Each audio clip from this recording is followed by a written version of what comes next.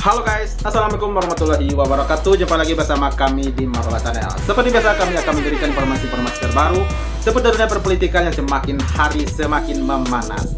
Guys, info terbaru hari ini, Jokowi telah mengesahkan undang-undang desa bahwa kepala desa akan mendapat uang pensiun dan masa jabatan bisa sampai 16 tahun. Wow, dahsyat, sangat memuaskan ini ya. Jokowi tak peduli keuangan negara remuk untuk balas jasa atas kemenangan anaknya menjadi wapres, kata seorang tokoh politik. Sementara itu, Gibran akan terus menjadi olok-olokan dan beban bagi Pak Prabowo karena keinginan yang dipaksakan, kata Rocky Gerung di depan mahasiswa hukum sebuah universitas. Waduh. Oke, seperti apa kebetulannya? Mari kita saksikan. Let's go. IKN tetap berjalan tapi APBN tidak lagi mendanainya seperti itu. Makanya kan sekarang ini gencar sekali pemerintah Indonesia mencari-cari investor. Pemerintah memang kesulitan untuk mencari investor IKN ya. Betul. Dan ini menjadi beban. Ini menjadi beban buat pemerintah Prabowo ya, IKN ini. Sebenarnya aku juga dapetin informasi bahwa Prabowo sebenarnya nggak serak dengan IKN, tapi untuk merebut hati Jokowi, maka dia menjanjikan untuk melanjutkan program IKN. Ya. Dan ada informasi juga bahwa Prabowo pun sebenarnya nggak mau dilantik di IKN. Ini guys, ini sedikit bocoran nih kayaknya nih. Ya, itulah. Nanti kita lihat Prabowo akan dilantik di mana ya kan. Berarti cuma Menteri PUPR yang tinggal di IKN nanti? PUPR, ya mungkin Jokowi sama Gibran gitu ya. Gibran mungkin perlu dibikinin istana sendiri ya kan, istananya di IKN. Iya. Masih panjang ini lah pastilah. Dan posisi Jokowi juga menjadi pembahasan lagi ya sama orang-orang di 02 ya. Kemana Jokowi setelah ini kan? Ya. Ada disebut sebagai kingmaker. Jadi ternyata Pak Prabowo juga suka IKN guys. Beliau hanya untuk mengambil hatinya Pak Jokowi aja, kata orang tadi ya. Saya sengaja ucapkan salah supaya kalian perbaiki. Anies adalah korban politik licik. Betul. Setuju. Banyak penghalang ditaruh, Ya.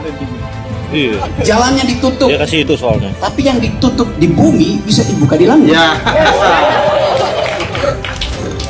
Mantap. Dibuka di langit maksudnya dibuka oleh kekuatan teknologi yang namanya cloud. Karena itu percakapan di cloud tentang Anies lebih banyak daripada percakapan di koran-koran yang dikuasai negara. Jadi kita selalu tahu bahwa setiap upaya untuk menghalangi hak demokrasi di dalamnya ada cara-cara taktis. Iya. Anies adalah korban dari kelicikan. Mahkamah Konstitusi adalah pelaku kelicikan. Kenapa enggak? Ya, mahkamah keluarga. Bahkan saya mau sebut bukan mahkamah keluarga, keluarga.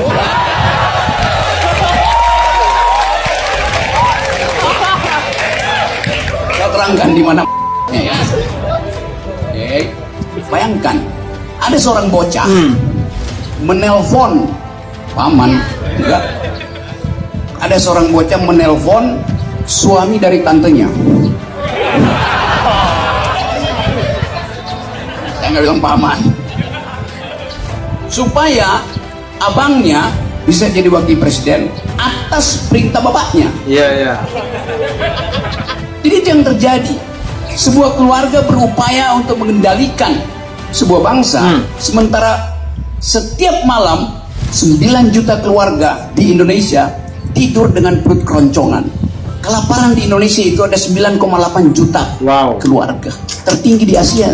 Padahal hak dari 9, juta orang itu untuk memperoleh nutrisi minimal yang harus diberikan oleh negara. Iya. Ketika mereka bangun pagi, dia hanya berharap dapat BLT. Anda bayangkan, hak warga negara untuk disuapi oleh negara. Begitu negara tiba di depan pintu rumah orang-orang miskin ini, di situ udah tersedia goodie bag. 1 liter minyak goreng, 5 kilo beras, dan ada wajah seseorang ditempel di situ. Wajah siapa ya Itu bukan kira-kira? penghinaan. Presiden tidak perlu punya visi, karena visinya udah ditulis di Undang-Undang Dasar, yaitu cerdaskan kehidupan bangsa dan piara fakir miskin. Iya. Itu perintah konstitusi. Siapapun yang jadi presiden Perintah itu harus dia lakukan dulu. Cerdaskan kehidupan bangsa. Artinya, jamin bahwa orang Indonesia IQ-nya harus lebih tinggi dari simpanse. Wow. IQ kita sekarang itu di ukuran internasional cuma 78. Ada simpanse yang bahkan IQ-nya 100. Wis. Berarti di bawah simpanse dong. Anda bayangkan keadaan kita hari ini. Jadi kita mau tagih dari kekuasaan. Mengapa kita melarat? Mengapa Anda masih harus bayar uang kuliah padahal Anda pemegang kedaulatan yang diperintahkan oleh konstitusi supaya jadi cerdas? Karena itu nggak ada yang ngawasin tuh. Anda dapat KIP tadi, lalu Anda takut kritik pemerintah, seolah-olah itu beasiswa itu saya yang bayar melalui pajak saya, melalui pajak Pak Habil dan teman-teman saya. Jadi itu adalah hak saudara, bukan hadiah dari negara. Karena betul. Negara ini bukan negara kapitalis, bukan negara neolik. Negara ini dirancang berdasarkan perintah konstitusi, pelihara fakir miskin. Artinya gratiskan kesehatan supaya dia bisa berpikir tanpa harus dibebani dengan iuran BPJS. Seolah-olah udah dapat iuran BPJS, negara sudah merawat mereka. Anda sakit, Anda pergi ke rumah sakit punya BPJS, dokternya bilang iya, tapi nggak ada dokter di sini. Ada dokter, iya, tapi peralatannya nggak ada. Terpaksa Anda pindah ke rumah sakit swasta yang bayar mahal. Jadi teori tentang negara kesejahteraan tidak dipraktekkan di kita. Iya. Itu yang terjadi. Nah karena itu sekarang orang berupaya untuk memuji-muji, misalnya Mahkamah Konstitusi kan masih ada dissenting opinion, jadi tidak betul direkayasa. Buktinya Saldi Isra masih ngoceh. Anda baca kan Saldi Isra? Nah Saldi Isra udah ngoceh dari 5 tahun lalu. Setiap kali dia bikin dissenting opinion, tapi setiap kali skornya ada 5-4, 6-3. Artinya apa? Artinya Saldi Isra diumpankan di situ untuk seolah-olah masyarakat anggap bahwa nggak ada rekayasa karena ada dissenting opinion dari Saldi Isra. Konyol. Mestinya Saldi Isra sadar bahwa dia hanya dimanfaatkan di situ, diumpankan untuk jadi devil's advocate, bahasa Latinnya advocatus diabolis, seolah-olah kritis. Padahal itu bagian dari sistem. Secara sistemik diarahkan mesti ada yang dissenting opinion, tetapi di ujung dissenting opinion itu tidak akan mempengaruhi keputusan akhir. Itu penyelundupan hukum tertinggi dibuat oleh istana. Bukan betul, sangat betul. Sangat betul. Yang lu korting-korting kalimat gue. Jadi apa yang mesti kita periksa sekarang? Sibuk para elit politik persoalkan kembali keputusan Mahkamah Konstitusi. Ngapain? Faktanya udah terjadi. Yang mesti dipersoalkan adalah perilaku politik presiden.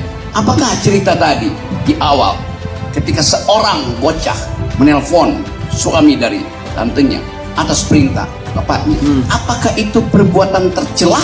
Bukankah di dalam ilmu hukum impeachment itu dimungkinkan kalau ada perbuatan tercelah dari kepala negara?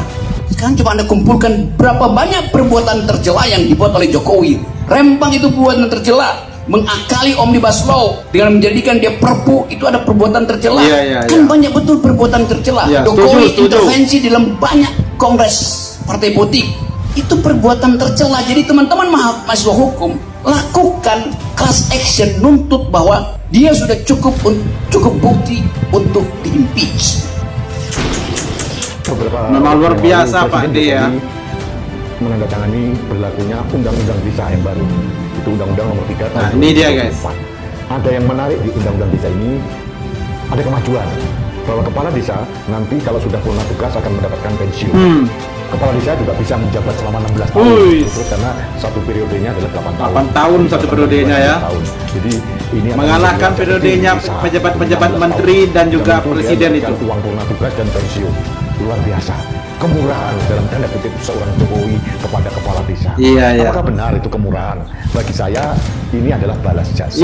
Balas jasa. Balas jasa yang diberikan oleh Presiden Jokowi karena telah memanfaatkan kepala-kepala desa yang ada yang selama ini untuk mendukung keinginan Pak Jokowi untuk menggolkan anaknya untuk menjadi wakil presiden. Sudah terang. Saya sangat setuju sekali ini guys.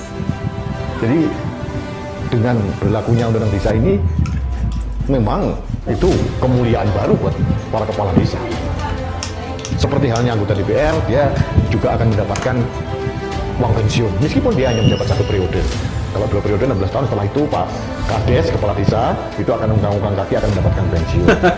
Ini bentuk pragmatisme warisan dari Jokowi yang ditinggalkan untuk rakyat Indonesia. Iya, iya. Padahal Pak Jokowi itu akan purna tugas dalam beberapa bulan ke depan. Iya, iya. Tapi warisan bebannya diletakkan kepada kita rakyat Indonesia. Betul. Pak Jokowi enak aja, Betul. purna tugas sebagai mantan presiden, Iya. tapi bebannya diberikan pada penggantinya dan rakyat Indonesia. Iya, iya. Apakah itu uangnya pribadi presiden? Bukan, uang APBN juga. Betul.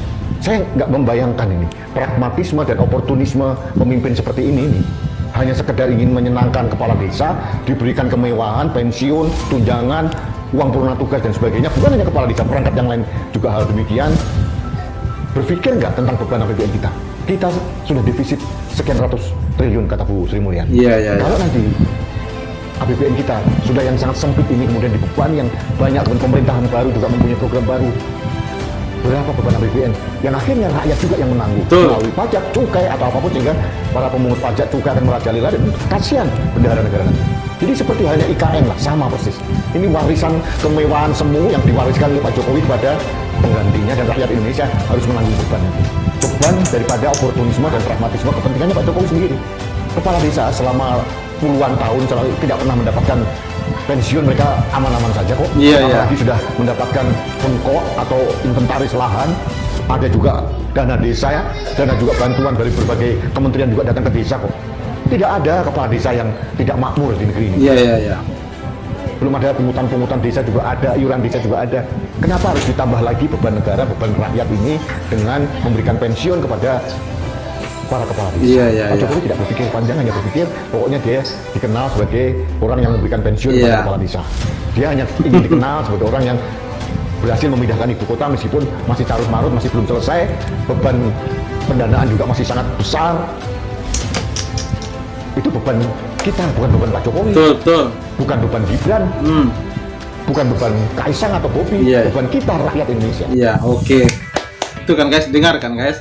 Pak Jokowi cuman bisa ngasih beban kepada rakyat Indonesia, dan beliau setelah habis masa jabatannya sebagai presiden, nah kitalah sebagai rakyat yang akan menanggung beban apa yang telah beliau perbuat selama menjadi presiden.